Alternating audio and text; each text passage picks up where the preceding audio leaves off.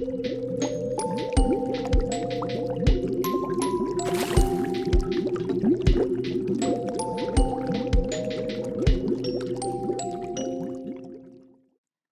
today's video, I'm going to discuss the rumor that a Japanese game company, who remains unnamed, hired the Yakuza to kidnap a game developer's sister.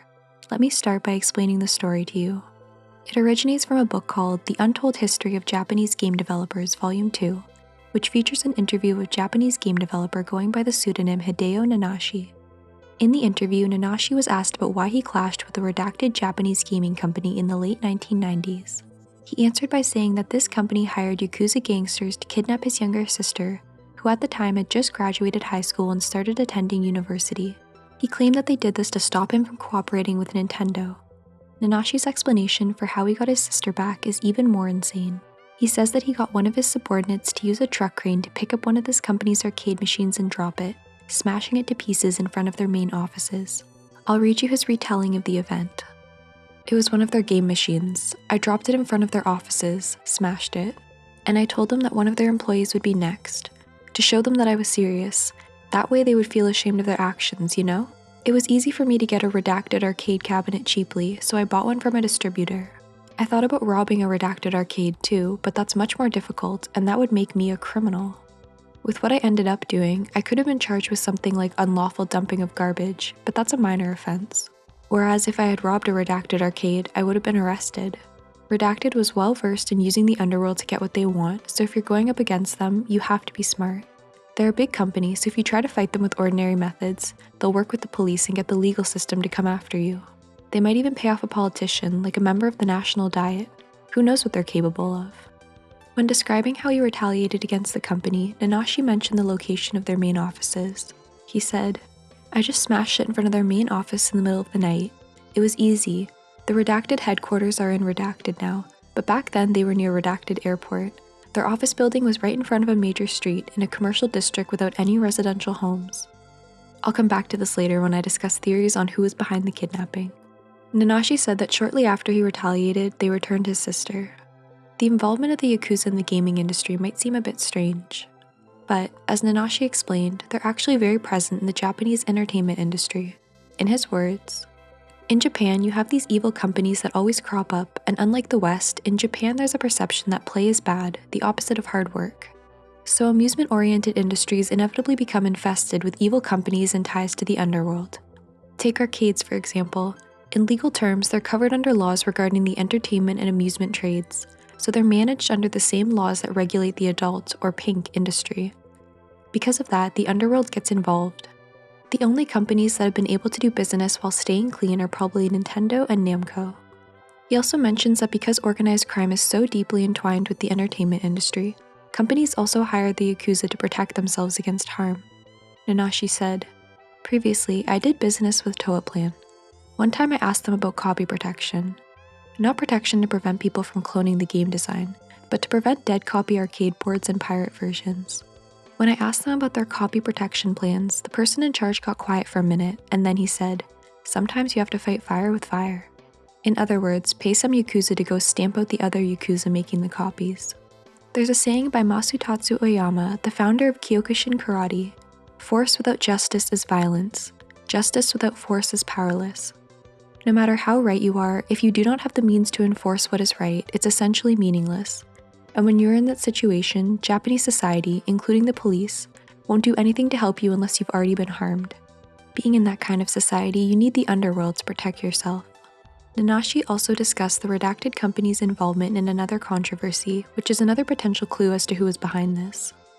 "I don't know how much you know about Redacted, but are you aware of the quarantine room problem from around the year 2000? They would put employees alone in a room and give them absolutely nothing to do in order to make them resign. Redacted did that, and former Redacted employees sued them and won. That's the kind of thing Redacted did back then. They didn't just put people behind a partition or something, they sent them away to a completely different floor of the building. Redacted didn't just lose a lawsuit over this, they completely tarnished their image. Nobody wanted to buy games from a company like that. It became a major social issue. Like this article about Redacted being sued for the quarantine room problem and issuing a public apology. If you search for Redacted and Kakuri Baya in Japanese, you can find many articles like this. To give a bit of context into these quarantine rooms, I'll quickly explain a bit about Japanese workplace culture. In Japan, lifetime employment is considered the norm, and it's generally taboo to lay off large amounts of employees at once. The union laws in Japan also often make it so that when someone is fired, the company is required to pay them some benefits. However, sometimes a company will want to close a certain department or let go of employees that they feel are not a good fit for whatever reason. So, to get around this, what these companies do is use quarantine rooms to indirectly pressure their employees to voluntarily quit their jobs.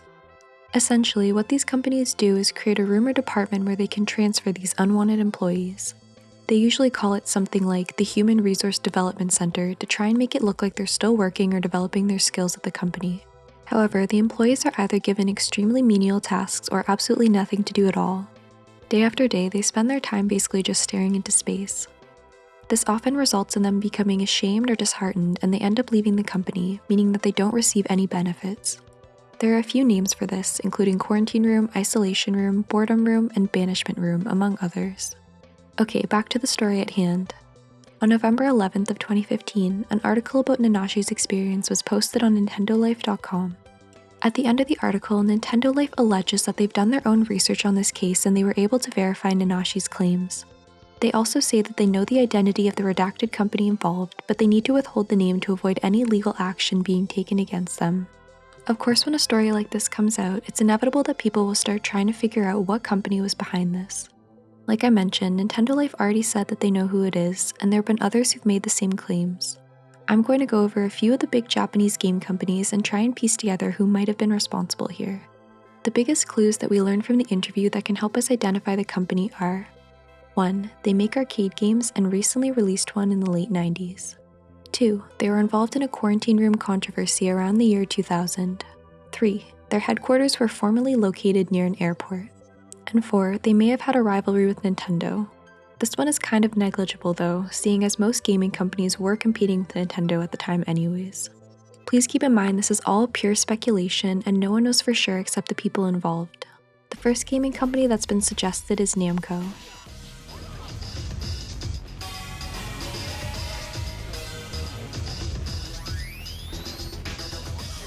The main link here is that they're very well known for their arcade games, including huge names like Pac-Man and Tekken. They were also releasing new arcade titles around the time that the incident occurred. For example, Tekken 3 came out in 1997. They've also publicly clashed with Nintendo. In the 1980s, they were working with Nintendo and seeing great success with sales of their games for the Famicom and NES. By 1989, these sales made up about 40% of Namco's annual revenue. However, around this time, their licensing contract with Nintendo was expiring. When Namco tried to renew it, Nintendo decided that they wouldn't allow them to retain the favorable terms that their previous license had, and that all licensees would have to follow the same guidelines from now on.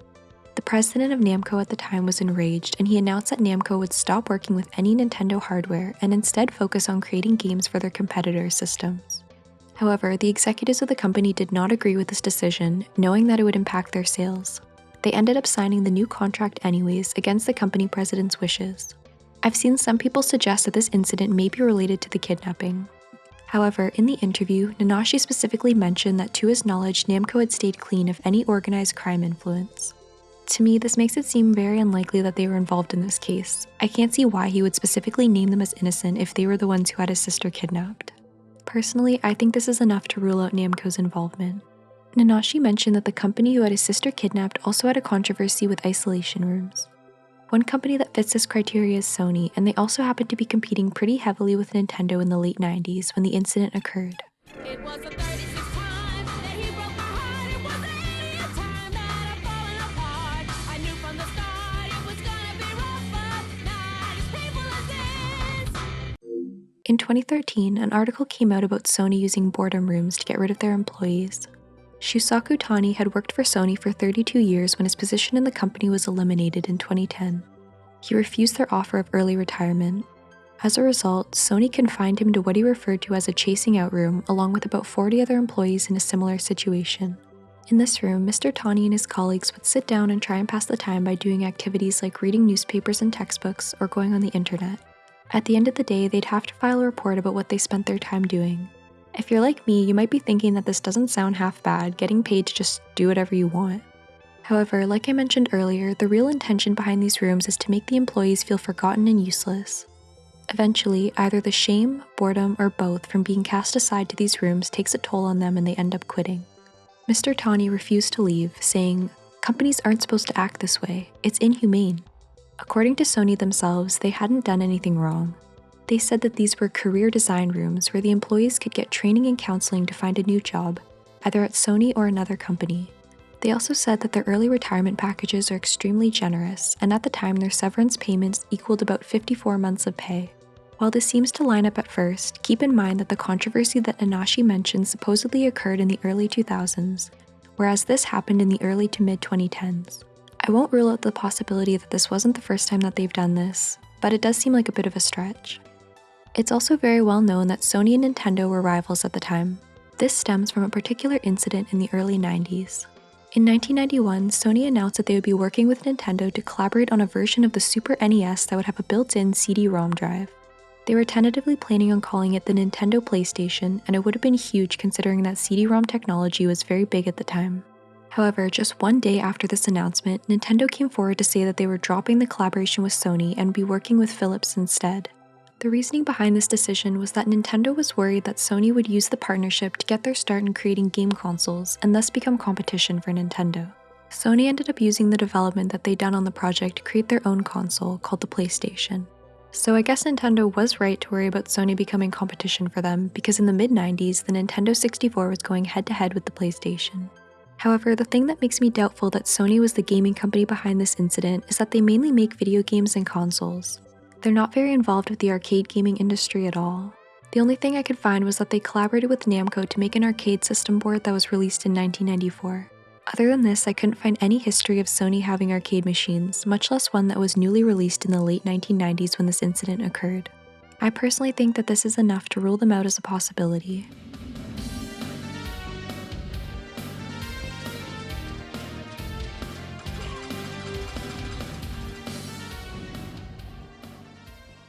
Konami is one of the companies that's been the most heavily rumored to be behind the kidnapping.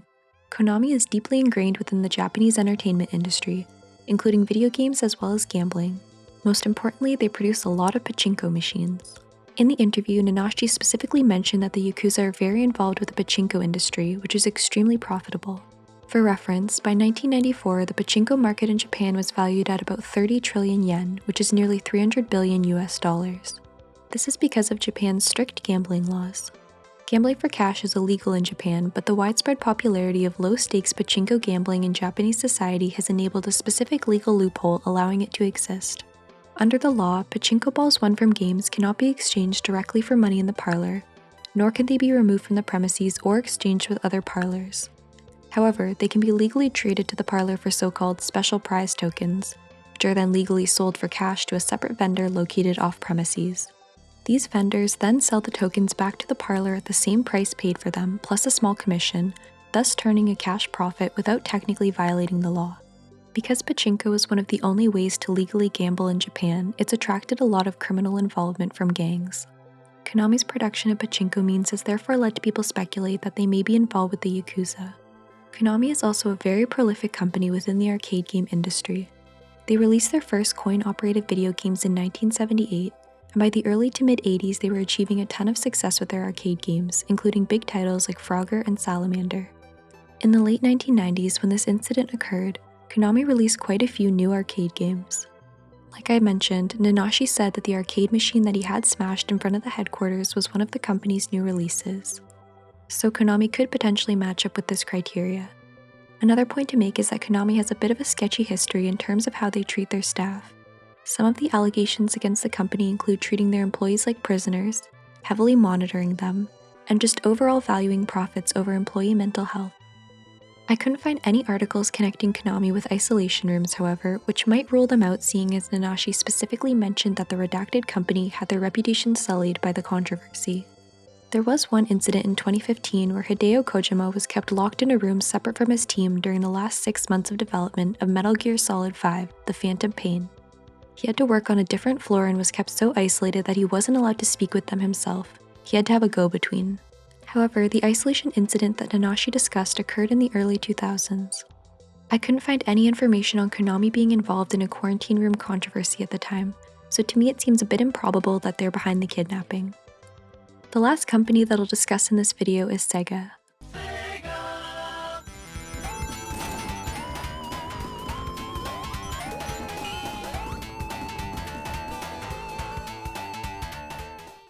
In my opinion, this is the company that best lines up with the clues that were given in the interview with Nanashi. Let me get into why I think this. The first thing is that Nanashi mentioned being a former employee of Sega. In the interview, he said he worked there for a period of time. He didn't really get too deeply into it, but he did say that if he explained what department he worked for, people would be able to figure out his identity. I've seen some people speculate that this means that maybe he had some kind of inside intelligence from working at the company. So, when word got out that Nanashi was going to be working with Nintendo, they decided to order the kidnappings to stop him. I don't think that this is the strongest evidence, though. You could just as easily argue that Nanashi speaking about his former employment at Sega and talking about some other licensing issues would rule them out as a suspect.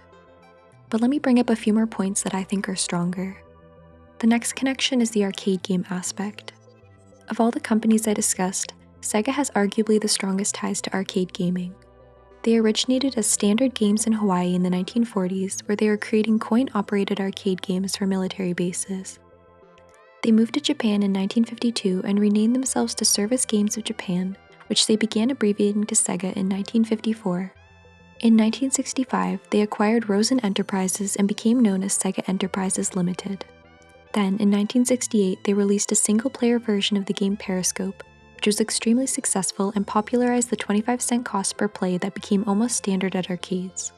They also released numerous other popular arcade games, like Saxon in 1982 and Outrun in 1986. Despite the downturn in the arcade game market that started in the early 1980s, Sega continued to see success in the arcade market until the mid to late 90s. They released several arcade games around the time that Nanashi claimed to have dropped a newly released game in front of the redacted company's headquarters. Sega was also competing pretty strongly with Nintendo at the time. When the interest in arcade games started to wane in the 1980s, Sega decided to start developing video game consoles. The early releases struggled to compete with the Nintendo Entertainment System, which was released in 1983. However, in 1988, they released the Sega Genesis. Like its predecessors, the Genesis was initially struggling against the stiff competition of the time. But in 1991, Sega released Sonic the Hedgehog, which made the Genesis a major success and even caused it to outsell its main competitor, the Super NES, for 4 consecutive Christmas seasons in the early 1990s. Another connection to the interview is that Sega had an isolation room controversy in 2001. According to Japan Press, 17 employees of Sega filed a lawsuit against them on April 27, 2001. They alleged that Sega forced them into a prison-like room after they refused to comply with a transfer order that would change their company affiliation to one of its subsidiaries. 12 employees, 2 of whom were disabled IT workers, who did not comply with this transfer order were then assigned to work in human resources at the company's head office. Shortly afterwards, they were confined to a single room where they each had a computer and a phone. They were told that they needed to stay there for the entirety of office hours, but they weren't given any tasks or assignments to do. The 5 other employees who were plaintiffs in the lawsuit were people who rejected Sega's offer for early retirement. Consequently, they were told to just stay home instead of coming to work, and they had their wages cut by 30%. Sega denied that they were using these rooms to force the unwanted workers to quit their job. They did acknowledge that most of the employees that they assigned to work in the windowless room that they referred to as a personnel room quit the company shortly after. However, they claimed that they didn't purposely order them to work here as a way of getting them to resign. This to me is a pretty big connection between Sega and what Nanashi revealed in the interview. He stated that the company who ordered the kidnapping was also embroiled in an isolation room controversy around the year 2000, and this lawsuit is from 2001. Yet another interesting connection between Sega and the information that Nanashi mentioned in the interview is the location of their company headquarters. When describing how he had the arcade machine smashed in front of the company's main offices, he said, "It was easy. The redacted headquarters are in redacted now, but back then they were near redacted airport." If we look into where Sega's headquarters were located, we can find that they were indeed right near an airport for nearly 50 years, and in the 1990s they moved to a new building. Another piece of information that I'd like to point out is the Sega Sammy chairman shooting. For background, in 2004, Sega merged with the Sammy Corporation to form Sega Sammy Holdings Inc., also known as simply Sega Sammy. both companies are heavily involved in the entertainment industry, with Sony Corporation focusing on pachinko machines and Sega of course on arcade and video games. As I said before, according to Nanashi, the Yakuza is heavily involved in the pachinko industry. So this has led to some speculation that Sega is not only involved with the Yakuza, but also with this specific kidnapping case. Anyways, back to the shooting. In January of 2015, a bullet was fired and 3 unused shells were found at the residence of the Sony founder Hajime Satomi, who was also the Sega Sony chairman. No one was hurt and the only damage was a shattered light. It seems like the intent was maybe not to hurt Satomi, but rather to scare or threaten him. Police ended up catching 2 unnamed suspects who were involved, and a few months later they caught a Yakuza member who is believed to have ordered the shooting. This is something that you could use to argue both for and against Sega being involved with the Yakuza. And the last thing that I don't think I can mention the Sega section without talking about is the Yakuza series of games. The first game that they produced for this series was released in 2005, 1 year after the Sega Sammy merge. This timing is pretty interesting to me, especially when considering all the speculation surrounding the Sony Corporation's involvement with the Yakuza. Here's a quote from Jake Adelstein about the connection. I'm not going to say the name of the companies, but there are several gaming companies, social gaming companies, that were funded by organized crime, because organized crime is Japan's biggest private equity. One of the firms actually makes a Yakuza role-playing game in which you can buy, like, a Mercedes-Benz and weapons. You would think no one would be that stupid, but actually it's like the purloined letter trick, the perfect front. Because you would think no gaming company funded by the Yakuza would actually create a Yakuza role-playing game where you can have minor league enforcer avatars and host clubs. The Yakuza series is something that could easily be a total coincidence, but I just thought it was interesting to mention given all the other connections. With everything laid out on the table, it seems to me like Sega is the company that hits the most marks. And again, this is all purely speculation and connecting the dots, and I'm definitely not claiming that they were for sure responsible. So that's all for this video. If you have any thoughts or speculations on this case, please share down below. Also, if there's anything that you think I missed or should have mentioned, feel free to leave a comment. I hope you guys liked this one, and I hope I'll see you in the next video.